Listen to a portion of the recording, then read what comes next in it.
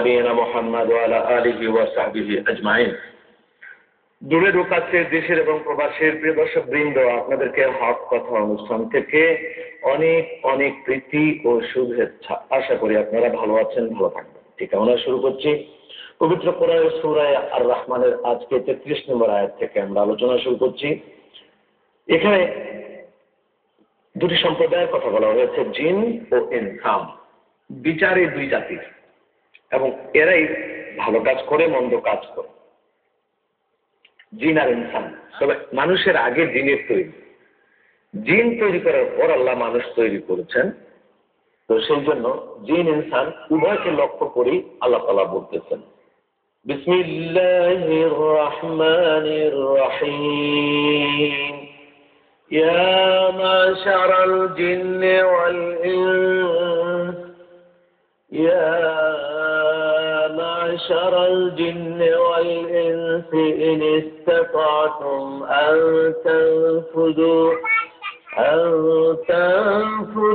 من أقطار السماوات والأرض فانفذوا لا تنفذون إلا بسلطان। হে জিন এবং ইনসান, অর্থাৎ মানুষ আর জিন, তোমরা আসমান ও জমিনের সীমানা পেরিয়ে কোথাও দূরে পালিয়ে যেতে পারো? যাও না, তাহলে বের হয়ে যেখানেই যাবে দেখবে সেখানেই ইল্লা বিসুলতান, আমি আল্লাহর রাজা। তোমরা তো বের হতে পারবেই না, লা তানফুযু, বের তো হতে পারবেই না। যদিও বা বেরিয়ে যাও, বেরিয়ে গিয়ে তোমরা যেখানে যাবে সেখানেও সেটাও আমার রাজ্য। সুতরাং কোথাও তোমরা যেতে পারবে না, এখানেও যেতে পারবে না, ওখানেও যেতে পারবে না। অর্থাৎ হাসরের ময়দানে কোন রকম পালিয়ে লুকিয়ে থেকে যে বিচার থেকে বাঁচবে অথবা দোজখ থেকে বাঁচবে, সেটাও কিন্তু পারবে না। এগুলো হবে না। যাবার জায়গা নেই, পালাবার জায়গা নেই, ঝোপঝাড় জঙ্গল নাই, খালবিল নদী নেই, হাসরের ময়দানে কিচ্ছু নেই। সুতরাং সেখানে পালানো যাবে না, সাবধান, আমার সামনে হাজির হতেই হবে। সুতরাং فبأي آلاء ربكما تكذبان, তোমরা আমার কোন অনুগ্রহ, কোন নিয়ামতকে অস্বীকার করতে পারো বলো? আল্লাহ তাআলার নিয়ামতকে অস্বীকার করা যায়? আল্লাহ আমাদেরকে মানুষ হিসেবে তৈরি করেছেন। আল্লাহ ইচ্ছে করলে আমাদেরকে জি জানোয়ার বানাতে পারতেন, একটি সাপ বানাতে পারতেন, একটি ছাগল বানাতে পারতেন, একটি গাভী, একটি মহিষ বানাতে পারতেন। সেই আল্লাহ তাআলা দয়া করে বসে আমাদেরকে আশরাফুল মখলুকাত মানুষ তৈরি করেছেন। সেই জন্য আল্লাহর দরবারে কি শুকরিয়া আদায় করা উচিত নয়? অবনত মস্তকে শুকরিয়া আদায় করা উচিত। আল্লাহ রসুল নামাজ পড়তে পড়তে নবী পাকের পা ফুলে যেত। আম্মা হযরত আয়েশা সিদ্দিকা রাদিয়াল্লাহু তাআলা আনহা বলতেন, হুজুর, আল্লাহ তো আপনাকে মাফ করে দিয়েছেন, আপনার গুনাহ বলতে কোনো জিনিস নেই, আজন্ম নিষ্পাপ আপনি। আপনার আগে আপনার পরে সকল গুনাহ অপরাধ যা হতে পারে তাও মাফ করে দিয়েছেন। আপনি এত কষ্ট করে নামাজ পড়েন কেন? আপনার পা ফুলে যাচ্ছে। তো হুজুর বললেন যে, আয়েশা, এই যে বললে আল্লাহ আমার আগে পিছের সমস্ত অপরাধ বলতে যা কিছু ক্ষমা করে দিয়েছেন, আমার কোনো অপরাধ নাই, হবে না, এই জন্য কি শুকরিয়া আদায় করার জন্য আমি নামাজ পড়বো না? এটা শুকরিয়া আদায় করার জন্যই আমি নামাজ পড়ছি, আজকে এইভাবে নামাজ পড়ছি। সুতরাং ইবাদত আল্লাহ রাব্বুল আলামিনের শুকরিয়ার একটি অংশ নফল ইবাদত। ফরজ ইবাদত, তারপরে ওয়াজিব সুন্নাত, তারপরে নফল। নফল ইবাদত গুলো সময় থাকলে বেশি বেশি করা উচিত। এটা মানুষকে আল্লাহ পাকের কাছাকাছি করে দেয়। তো তাই আল্লাহ তাআলা বলছেন, ফাবিআইয়ি আলাই রাব্বিকুমা তুকাজ্জিবান, আশরাফুল মখলুকাত, তোমাদেরকে আমি বানালাম, তোমাদের সাথে আমার এত সম্পর্ক গভীর, কেন তোমরা কোনটা অস্বীকার করবে আমার নেয়ামতকে? এটাও একটা নেয়ামত। সর্বোপরি তোমাদেরকে আমি আমার নবী মুস্তাফাকে দিয়েছি যাদের উপরে, সেটাও আমার নেয়ামত। এবার আল্লাহ তাআলা একটু ভিন্ন কথা বলছেন যে, তোমরা একবার একটু খেয়াল করে দেখো, এই নশ্বর পৃথিবীর পর কি হবে। যারা আমরা পৃথিবীকে আঁকড়ে ধরে আছি, কোনোদিন পৃথিবী ছেড়ে যাব না, পৃথিবী আমায় ছাড়বে না, তাদের ক্ষেত্রে আল্লাহ তাআলা বলছেন, يرسل عليكما شواظ من نار ونحاس فلا تنتصران فبأي آلاء ربكما تكذبان। পৃথিবীর এন্ডিংটা, যে পৃথিবীর শেষ 20 ঘন্টা হয় পৃথিবীর বয়স, তাহলে এক হাদিসে হুজুর বলেছেন যে যদি পৃথিবীর বয়স 24 ঘন্টা হয়, তাহলে কিছু আলামত আছে, সিমটম আছে, সমাজে যখন চলে আসবে তখন বুঝবে পৃথিবীর বয়স মাত্র 5 মিনিট আছে। সেই 5 মিনিটে যখন শেষ হয়ে যাবে তখন যে কাজগুলো হবে, যে 5 মিনিটে আলামত কিছু আছে, এই আলামত গুলো শেষ হবার পর তারপরে একদম শেষে যে আলামত গুলো, সেগুলো আল্লাহ তাআলা বলছেন যে পৃথিবী এক সময় কি হবে, ধোঁয়া দেখা যাবে, অগ্নিশিখা বিহীন ধোঁয়া। অগ্নিশিখা থাকবে না, শুধু ধোঁয়া। অগ্নিশিখার উপরে আগুন, আগুনের উপরে শিখা, শিখার উপরে ধোঁয়া, ধূম্র। অগ্নি, শিখা, ধূম্র, তিনটা হচ্ছে আগুনের অংশ। আগুন, আগুনের শিখা, দুটো তাপ আছে, কিন্তু ধূম্রের তাপ। এই ধূম্র গোটা পৃথিবী জুড়ে ধোঁয়া হবে দুনিয়া শেষ হবার আগে। শুধু কি তাই? কোন অংশ তোমরা অস্বীকার করবে, কোন নিয়ামতকে? فإذا انشقت السماء فكانت وردة كالدهان। আসমান যখন ফেটে যায়, আর ফেটে কিরকম হবে জানেন? গোলাপ কলি থেকে ফেটে যখন চৌচির হয়ে যায়, গোলাপের প্রতিটি পাপড়ি আলাদা আলাদা হয়ে যায়, ঠিক তেমনি গোলাপের পাপড়িগুলো যখন আলাদা হয়ে গেলে যেরকম দেখায়, পৃথিবী গোটা আসমান ফেটে চৌচির হয়ে যাবে, ওই রকম গোলাপের মতো দেখা যাবে। সে কথাই আল্লাহ বলছেন, আসমানকে ফাটানো হবে, ওয়ারদাতান কাদ্দিহান, গোলাপ কলির পরে যেরকম একটা অংশ হয় ঠিক ওইরকম ফেটে যাবে আসমান।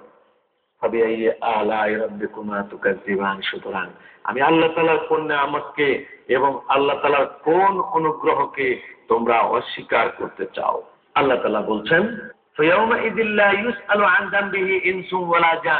একটা সময় আছে যখন মানুষকে গুনার কথা প্রশ্ন বলা হবে না।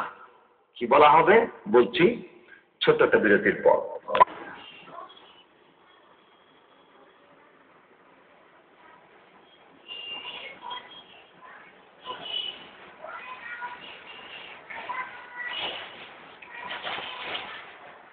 আবার বিষয়টি বুঝিয়ে বলি। আমাদের দুটো অধ্যায় জীবনের, মৃত্যু থেকে পেছন দিকে একটা অধ্যায়, আর মৃত্যুর পর সামনের দিকে একটা অধ্যায়। মৃত্যু থেকে পেছন দিকের অধ্যায় আলমে আরওয়াহ, আলমে রেহমি, আলমে নাসুতি। আর সামনের দিকের অধ্যায় হচ্ছে আলমে বরজাখ, আলমে মাহশার, কবর, হাসর, এই দুটো। এখন কবর হলো প্রথম দরজা হাসরের।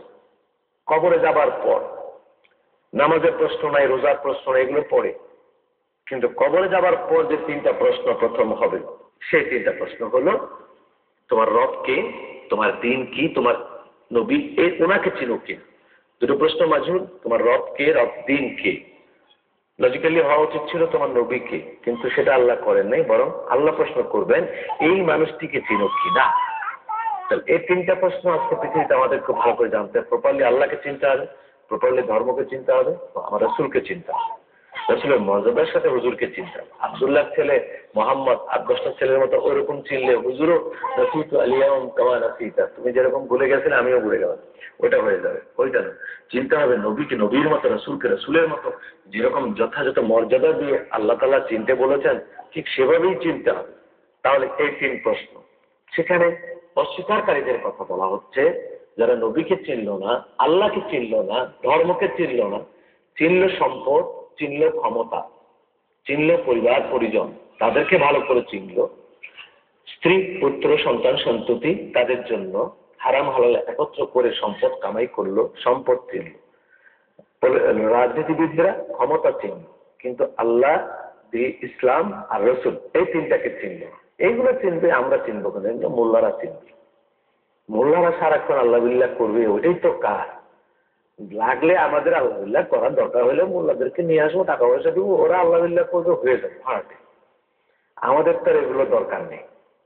তো তাদের কথাই আল্লাহ তাআলা বলছেন যে ইউরাফুল মুজরিমুনা বিসিমাহুম, যারা আল্লাহকে ভুলে গিয়েছিল, এগুলো দরকার নাই, সেদিন তাদেরকে জিজ্ঞাসাপত্র করে বের করা হবে না, তাদেরকে দেখেই ফেরেশতারা চিনবে। ইউরাফুল মুজরিমুন বিসিমাহুম, তাদের চেহারা দেখেই তারা টের পাবে, তাদের চেহারা দেখে তারা বুঝতে পারবে এরা অপরাধী।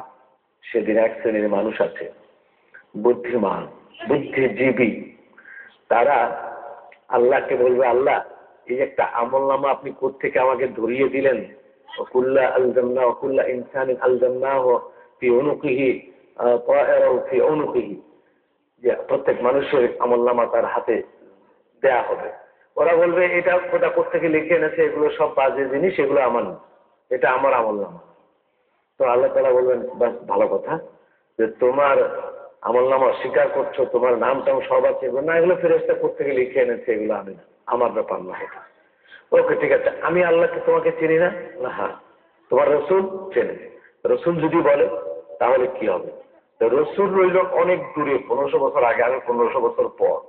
সুতরাং 1500 বছর পরে আমি জন্ম নিয়েছি, আমি ওনার সাক্ষী মানবো কেন, ওনার কথা বিশ্বাস করবো কেন? আল্লাহ বলবেন, আমি যদি বলি হ্যাঁ আপনি বললে আমি বিশ্বাস করবো 100 বার, তবে আপনাকে আজকে হাকিম, আপনি বিচার, আপনি আসামির পক্ষে বিপক্ষে কিছুই বলতে পারেন না। যদি বলতে হয় সাক্ষীর কাঠগড়ায় আমার পাশে নেমে আসুন, ওখানে আরেকজন বসায় দেন। আল্লাহ তাআলা বলবেন, বাহ ভালো বুদ্ধিমান, ঠিক আছে। আল্লাহ বলবেন, তোমার হাত পা যদি কিছু বলে, হ্যাঁ হাত পা যদি বলে আমার বিশ্বাস, আমি যদি দোজখে যাই হাত পা ছেড়ে যাবো না, এরাও আমার সঙ্গে যাবে। সুতরাং এরা আমার বিরুদ্ধে মিথ্যা বলবে না, সুতরাং হাত পা কথা বললে শুনবো। তো আল্লাহ তাআলা হাত পায়ের জবান খুলে দিবেন, আলিয়ামা নাখতুমু আলা আফওয়াহিহিম ওয়া তুকাল্লিমুনা আইদিহিম ওয়া তাশহাদু আরজুলুহুম বিমা কানু ইয়াকসিবুন, খুলে দিলেন। তখন হাত বলবে, আল্লাহ এই বুদ্ধিমান ব্যক্তি নিজের হাতে টাকা ঘুষ নেয়নি, কারণ সে জানতো হাত কথা বলবে, সেই জন্য হাত দিয়ে ঘুষের টাকা নিত না, ওই টেবিলে ড্রয়ার খোলা রাখতো কিংবা অন্য সিকিউরিটি দিয়ে নিত। আবার সিকিউরিটি দিয়ে ব্যাংকে রেখে আসতো, হাত দিয়ে ধরতো না, টাকা চেহারাই দেখতেন। কিন্তু খোদা যেদিন ও বাড়িটা বানিয়েছে, সেদিন ব্যাংকের থেকে টাকা তুলতে হবে, সেদিনকার সইটা আমাকে দিয়েই করেছিল, সেই জন্য আল্লাহ আপনি একে ধরেন। তখন আল্লাহ তাআলা বলবেন, ইউখাযু বিন নাওয়াসি ওয়াল আকদাম, ওর মাথার চুল আর হাত পা ধরে জাহান্নামে নিক্ষেপ করে দাও। হাদিহি জাহান্নামুল্লাতী ইউকাযযিবু বিহাল মুজরিমুন, এটাই সেই জাহান্নাম, দুনিয়াতে এরা এই জাহান্নামকে অবিশ্বাস করতো, হাসাহাসি করতো, ব্যঙ্গ করতো। জাহান্নাম, দোজখ, বেহেশত সব বাকির ব্যাপার, হুজুরদের ব্যাপার। এই জাহান্নাম থেকে নাও ভালো করে, যেটাকে তোমরা অস্বীকার করেছিলে, জাহান্নাম বলে কোনো কিছু নেই, সব এগুলো কাল্পনিক কথা, বা দণ্ডায়মান হওয়াকে ভয় করে, তার জন্য দুটো জান্নাত রয়েছে। আল্লাহ তাআলাকে যিনি ভয় করেন, মুত্তাকির জন্য জান্নাত রয়েছে। চলুন কি জান্নাত, আমরা একটি বিরতির পর ফিরে এসে বলতে। আমরা আলোচনা করছিলাম যে এই সব বুদ্ধিমান যখন হাত পার খুলে দেবে, হাত তখন বলবে আমাকে দিয়ে ঘুষের টাকা ব্যাংক থেকে তুলেছিল, সই করেছিল আর দম্ভ করেছে। তারপরে তাকে জাহান্নামে নিক্ষেপ করা হবে। ও বলবে যে আমি তো মাটি ছিলাম, কিন্তু তোরাবা, মাটি ছিলাম তাই ভালো ছিল, কেন আমাকে বেইজ্জত করা হলো? আল্লাহ বলে, বেইজ্জতি দেখছো কি, খুজুহু ফাগুল্লু সুম্মা জাহিমা সাল্লু, এটাই সেই জাহান্নাম যেটা তুমি অস্বীকার করতে, ব্যঙ্গ করতে। তুমি জাহান্নামের কথা যারা বলে তাদেরকে ব্যঙ্গ করতে, যে এটা কোন জায়গায় রে ভাই, ঠিকানাটা কোন জায়গায়, দেখে আসতাম একটু, এসব ব্যঙ্গ করতে। তারপর আল্লাহ শুরু করলেন এবার ভিন্ন প্রসঙ্গ, কোথাকার? বেহেশতের। وَلِمَنْ خَافَ مَقَامَ رَبِّهِ جَنَّتَانِ فَبِأَيِّ آلَاءِ رَبِّكُمَا تُكَذِّبَانِ। আল্লাহর সামনে দাঁড়াতে হবে কোন এক সময়, এটাকে প্রপারলি যে ভয় পায়, যে আমাকে কোনো কাজের ক্ষেত্রে, যে কোনো কাজের ক্ষেত্রে সে ভয় পায়, আমাকে আল্লাহর সামনে দাঁড়াতে হবে, যদি এই ভয়টুকু তার কলিজায় থাকে, তাহলে তাকে দিয়ে জবরদস্তি করেও কোনো পাপ কাজ করানো যাবে না। সে মরে যেতে পারে, পাপ কাজ করবেন। সেই জন্যই আল্লাহ তাআলা তার জন্য দুটো জান্নাত, কি দুই রকম জান্নাত, দুটো জান্নাত মানে দুই রকম জান্নাত ফিরে এসছে। একটা তো হলো যেখানে সে বসবাস করবে, রেসিডেন্সিয়াল জান্নাত, আরেকটা হলো নন রেসিডেন্সিয়াল হল রুম। দুই রকম জান্নাত। একটা জান্নাত জান্নাতুল আদন, এটাকে আল্লাহ হল রুম তৈরি করেছেন, আর বাকিগুলো সব রেসিডেন্সিয়াল তৈরি করেছেন। সে হল রুম যেটা, এই হল রুমটা একটা, আরেকটা হলো এটা। 7 দিন এইসব জান্নাতে থাকবে, আর সপ্তাহে একদিন শুক্রবার সবাইকে আল্লাহ তাআলা ডাক দিয়ে হল রুমে নিয়ে যাবে। সে হল রুমে সেখানে সাজানো হয়েছে, সেখানে একটি স্টেজ আছে, সেখানে সিংহাসন আছে, সামনে প্রত্যেকের একটা করে সিংহাসন, চেয়ার আছে, কাতার করা আছে, এবং এর চতুর্পাশ দিয়ে নদী, প্রবাহিত নদী আছে, এবং এই নদীর পাড়গুলো গালিচা দিয়ে মোড়ানো আছে।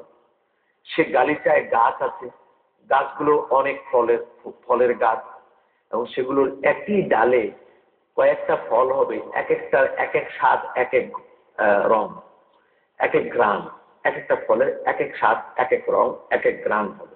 এরকম ফলগুলো নুয়ে থাকবে। তারা দাঁড়িয়েও ফল নিতে পারবে, তারা বসেও নিতে পারবে, গাছের নিচে শুয়ে শুয়েও ফল ছিঁড়তে পারবে। শুধু কি তাই, এবং তাদের তাদের আরো যে উপহার তা হলো সে নদীর পানি।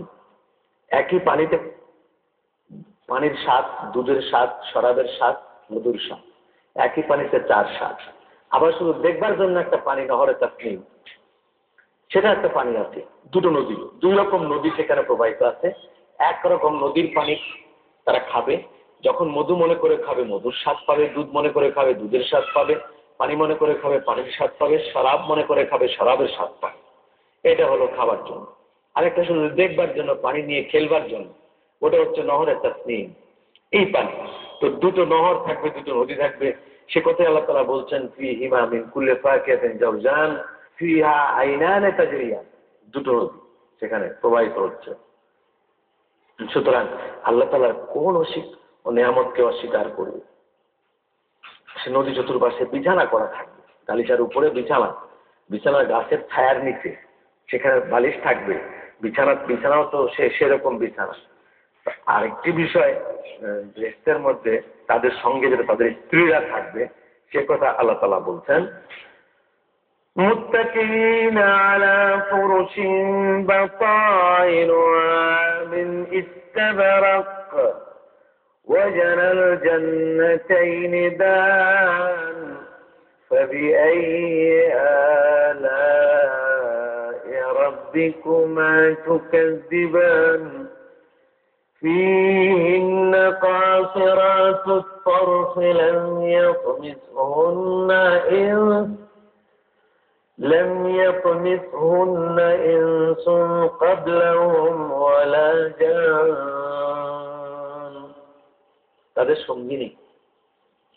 তাদের সঙ্গিনী থাকবে হুর, যেটাকে বলা হয় কোরআনের ভাষায়, সে হুর থাকবে। তাদের শরাবের পেয়ালা থাকবে, শরাবের জগ থাকবে, এবং তাদের আরো শান্তির জন্য, আনন্দের জন্য থাকবে বেহেশতের হুর। সেসব বিছানার উপরে ফলমূল থাকবে, রেশমের বিছানা হবে, ফল গাছগুলো ঝুঁকে পড়বে, এবং সেই হুরগুলো এতই সুন্দরী হবে, কাআন্নাহুন্না লিয়াকুতু ওয়াল মারজান, ডায়মন্ড যেরকম হয়, প্রবাল যেরকম হয়, এমনই চকচক চকচক করবে তাদের দেহ। এবং মাথার মস্তিষ্কের এখন যেটা খুলি, এটা কাঁচের মতো হবে, ভিতরে লাল শরাবের মতো ঘুরবে। এরকম তাদের শরীর স্বচ্ছ হবে, পরিচ্ছন্ন হবে। হ্যাঁ, এই হুরদের আল্লাহ তাআলা এত সুন্দর করে বানিয়ে রেখেছেন, এবং এরা এক এক সপ্তাহে এক এক রং ধরবে। তাদের সপ্তাহে সপ্তাহে সৌন্দর্য পাল্টাবে, তাদের স্বাদ গন্ধ পাল্টাবে, এবং তারা কখনোই বাচ্চার মা হবে না। তারা চিরকুমারী থাকবেন, এবং তারা স্বামীর জন্য পাগল থাকবেন। কেন? যে সেখানে জান্নাতুল আদন যেটা বলছি, প্রতি সপ্তাহে আল্লাহ তাআলা সমস্ত জান্নাতীদেরকে জুমার দিন, জুমার নামাজের সময় এই জান্নাতুল আদনে ডাকবেন, এবং সেখানে আল্লাহ মিটিং করবেন। কি? গেলমানদেরকে বলবে তোমরা শরাব বিতরণ করো, ইসরাফিল আলাইহিস সালামকে বলবে গান ধরো, ডান্স, হুরদেরকে বলবে তোমরা অঙ্গভঙ্গি করে এদেরকে খুশি করো, আনন্দ করো। আর এর মধ্যে আল্লাহ তাআলা থাকবেন ব্যবস্থাপক, দর্শক। তিনি তার চেহারার নূর সকলের মধ্যে দিয়ে দিবেন। এই নূর জান্নাতের মানুষ যারা আমরা, আমাদের চেহারাও পাল্টে দেবে, এবং হুরদের চেহারাও পাল্টে দেবে। হুরেরা প্রতি সপ্তাহে নতুন নতুন রূপে আপনার কাছে আসবে। এরকম একজন দুজন নয়, সবচেয়ে নিম্নমানের জান্নাতি পাবে 700 স্ত্রী পাবে, আর উচ্চমানের তো আরো আছে। আমরা ইনশাআল্লাহ বেহেশত এবং বেহেশতের হুর, বেহেশতের ফ্যাসিলিটিস, বেহেশতের কি কি নিয়ামত, এ নিয়ে আবার আগামী পর্বে কথা বলবো। ওয়া আখিরু দাওয়ানা আলহামদুলিল্লাহি রাব্বিল আলামিন। আসসালামু আলাইকুম ওয়া রাহমাতুল্লাহি ওয়া বারাকাতুহু।